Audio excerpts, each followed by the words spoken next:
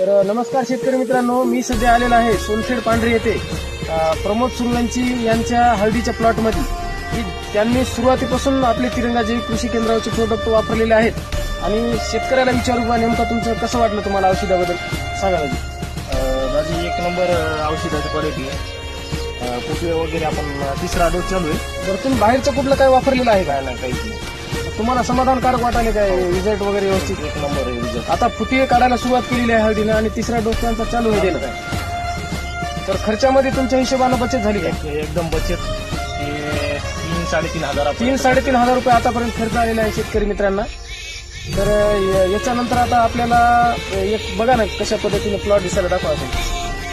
एक number plot आहे, करप्याचा वगैरे काहीच असर नाही